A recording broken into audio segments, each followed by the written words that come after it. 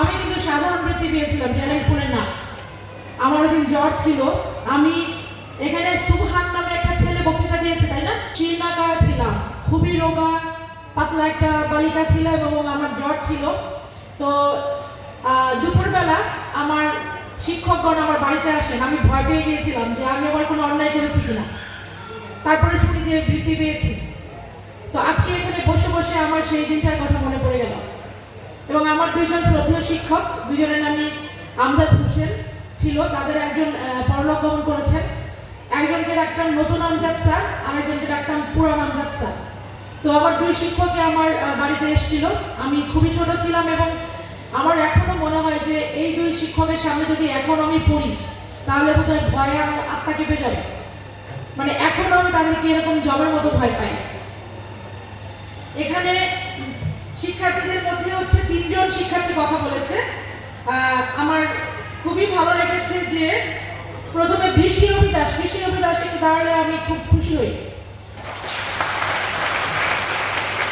বসবাস আমি আসলে ওই বয়সে এত সুন্দর কবিতা দিয়েছে, খুবই সুন্দর করে, এবং সে লিখে এনেছে।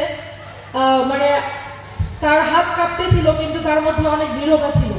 তারা 3 জনই এত সুন্দর করে কথা বলেছে, যেটা মানে এইভাবে এত সুন্দর করে এত আর্টিকুলেটেড কথাবার্তা বলা কিন্তু আমাদের অনেক সময় লেগেছে।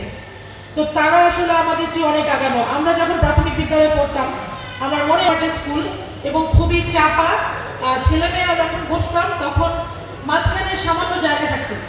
আর যখন বৃত্তি পরীক্ষার জন্য স্পেশাল ক্লাস দেওয়া হলো, সেটি স্কুলেরই একটা পুরাতন অংশে, সেখান থেকে পানি পড়তো।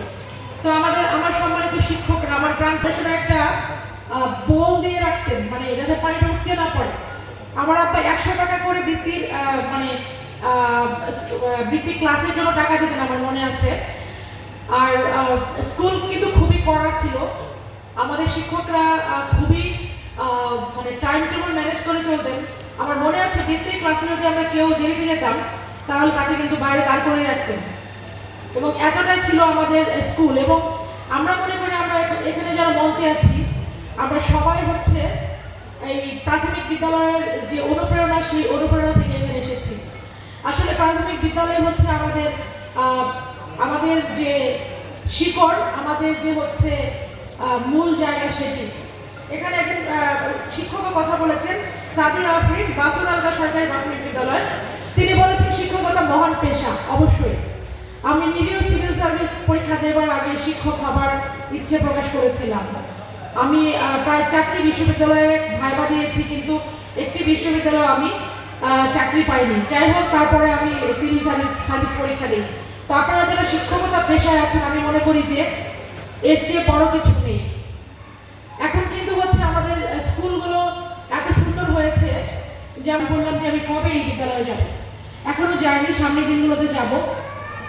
গত 15 তারিখে বিভাগীয় কমিশনার স্যার উত্তর নাকশি সরকারি প্রাথমিক বিদ্যালয়ে গিয়েছিলেন এবং ওই বিদ্যালয় নালিতাবাড়িতে ওই বিদ্যালয়ে 95% স্টুডেন্ট উপস্থিত থাকে সবসময়। এখানে যারা সম্মানিত শিক্ষকবৃন্দ আছেন, আমি আপনাদের কাছে অনুরোধ জানাবো যে আপনারা হোম ভিজিট করবেন। বাচ্চারা কেন স্কুলে আসছে না এটা কিন্তু আপনারা দেখবেন। ভালো স্কুলের যারা শিক্ষার্থী তারা তো ভালো করবেন, কিন্তু আপনাদের পবিত্র দায়িত্ব হচ্ছে ওই সমস্ত বাচ্চাদেরকে স্কুলে আনা,